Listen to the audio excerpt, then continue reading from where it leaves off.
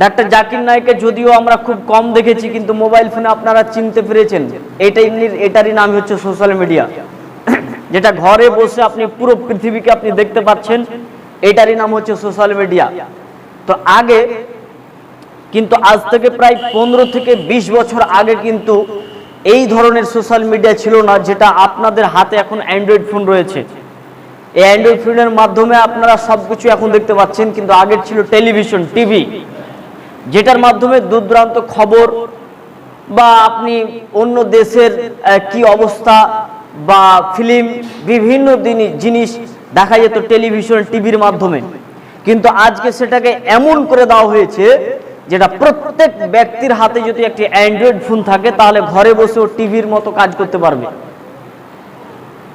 তো এই social media আজকে বর্তমান সমাজে কিছু উপকার এনেছে, কিন্তু তার চেয়ে ক্ষতিটা অনেক অনেক বেশি।